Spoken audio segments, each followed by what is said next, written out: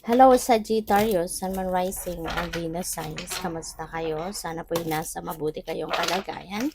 Welcome back po sa Star Tarot. At kung bago kayo rito, welcome din po kayo. Please subscribe, like, share my videos, and leave me a comment kung nakaresonate po kayo. Thank you. So, tignan natin kung ano po ang ganap ng Sagittarius. We have the Ace of Cups. Ayan, Sagittarius, si Ace of Cups is a beautiful energy kasi divine blessing ito. Merong paparating, no, na divine blessing sa inyo. At ang mga biyayang ito, ang promise kasi ni Ace of Cups is, ang promise kasi ni Ace of Cups is, um, whatever it is that you need will be met. So, kung ano man yung kailangan mo, yun ang ibibigay sa'yo. Not necessarily na yun ang gusto mo, but whatever you need. Kung anong kailangan mo sa ngayon, yun ang ibibigay sa'yo ng Divine Universe. Okay? Kaya, this is beautiful. This is beautiful. Maraming biyaya ang dadating. Depende yan sa inyong sitwasyon. It could be in various areas of life. Iba-iba na areas of life ang pwedeng bibiyayaan kayo ngayon ng divine. So, you're going to be filled with joy and happiness kasi ito yung mga biyayang, mga bagay, circumstances, sitwasyon na pwedeng, ano yan, pwedeng, ah, nahihirapan din kayong hanapin or nahihirapan din kayong kunin. Kaya ito na ibibigay na sa iyo ng divine. So, we have the Queen of Cups. Ayan. So, you are going to be more, ngayon, you will be more intuitive, sensitive, mas malakas ngayon yung inyong radar, yung receptivity ninyo malakas. Kaya, take advantage of that. No? Take advantage of that kalakasan ng powers ninyo, ng inyong psychic powers. At i-access ninyo kung ano yung intuitive abilities, mga visions na maaaring pinapadala sa inyo ng Divine Universe para nang sa gayon, maano mo yan, ang tawag dito, magamit mo at may apply mo sa sarili mo. Okay? Kasi yung gabay ng universe, 'di ba? Through intuition, through visions, omen, signs, symbols, mga ganyan. Minsan, ang iba sa atin, wala lang, dinededma lang natin, hindi natin napapansin. Pero ikaw, mas mararamdaman mo yan ngayon kasi mas ngayon, mas malakas ngayon ang inyong intuitive abilities. Kaya mas ramdam mo, mas manipis ang veil between you and the spirit realm sa ngayon. Kaya mas mabilis mong mararamdaman yung mga signs na yan or symbols na pwedeng ipapadala sa iyo, guidance, no? Na ipapadala sa iyo ng divine. So we have Five of Pentacles. For some of you, pwede na meron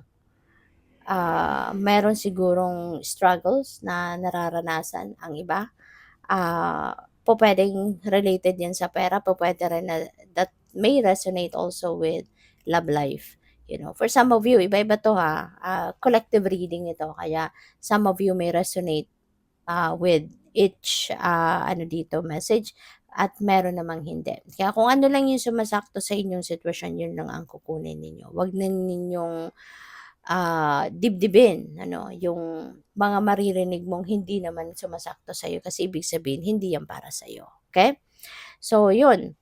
Pwede may struggles pagdating sa pera. Ang iba, maaring you are in need of money, in need of extra budget. Sa ngayon, for whatever reason, baka meron kayong mga obligations na kailangang tugunan, maaring mga ganyan. Or, pwede rin, no, na sa relationship, baka may issue ang iba sa inyo, sa inyong karelasyon. Or baka, nag-overthink ka lang.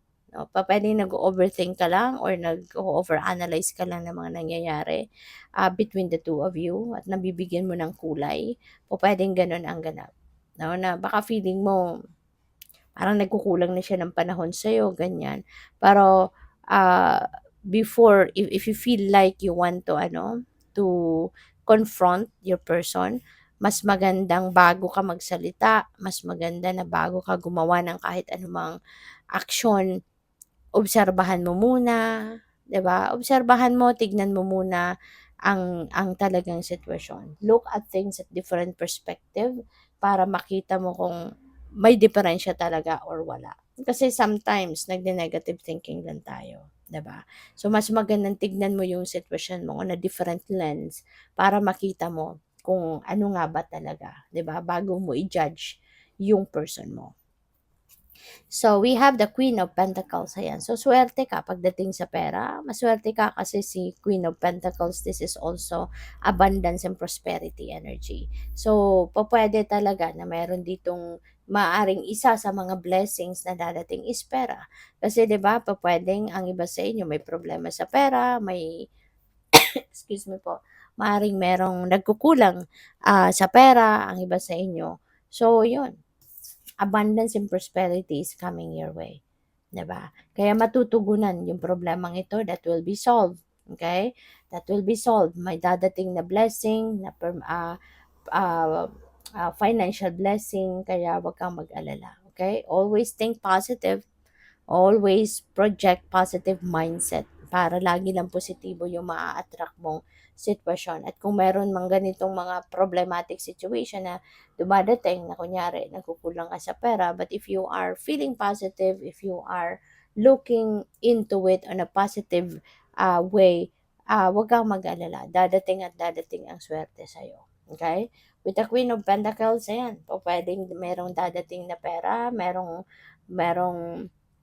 dadating na blessing sa inyo rito na matutugunan mo kung ano man ang pangangailangan mo sa pera. Okay? So, what else? We have Page of Cups. Ayan. So, may konting ano dito, break na po pwedeng maganap.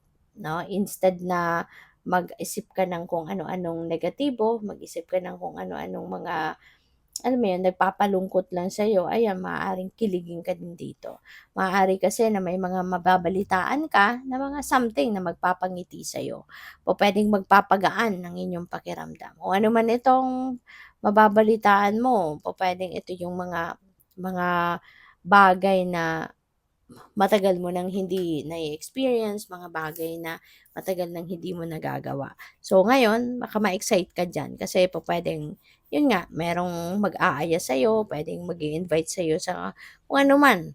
Maaaring merong mag-i-invite sa'yo for a party, merong mag-i-invite sa inyo ng bonding, kung ano mang klaseng bonding, kung anong klaseng activity na maiiba naman 'no, yung inyong environment, maiiba naman yung inyong mga gagawin. Kaya have fun. So we have the sun, yan, napakaganda. To wrap up all of this, 'di ba? Napakaganda. Na yung sun kasi very optimistic, um very uplifting energy. So maaari na meron ditong pagbabago. There are a lot of changes na pwedeng mag-unfold sa buhay ninyo at this time. At si the sun, ano ito eh, this is something na talagang um, magpapabago ng inyong sitwasyon. Kung kunyari meron kang sitwasyon na tulad nito, 'di ba, na maaaring nagpapagulo ng isip mo, nagpapa-bother sa'yo, with the sun energy magkakaroon ng linaw ang inyong isipan. You would be able to figure out kung ano ang gagawin mo para ma-solve yung problema mo dito, 'no? Magliliwanag ang lahat, magiging maayos ang lahat. Things are going to change for the better. Kaya positive mindset lang, Sagittarius, ang lagi ninyong pag-effortan na magkaroon, 'di ba? Lean on towards positivity lagi. Kahit ano man ang problemang pinagdadaanan. Okay? Kasi lahat ng problema may solusyon 'yan. Kaya wag mong akapin ng bonggang-bongga yung problema. Kapag alam mo na kung ano yung problema, isipin mo agad, papaano ko magagawa ng paraan nito na ma-solve ang problema ko. What I'm going to do, 'di ba? What I'm going to do next. Isip agad nung kung papaano makakapag-move forward from the challenging situation. Isipin agad kung ano yung magiging solusyon, no, na pwede mong gawin sa problema para nang ma-attract mo, no, kung ano man talaga yung ano, yung ma-attract mo yung swerte, ma-attract mo yung positibong mga sitwasyon, ideas, yung ganyan, no? With the sun, mababalot ka ng liwanag, mababalot ka ng liwanag, papasok ang swerte.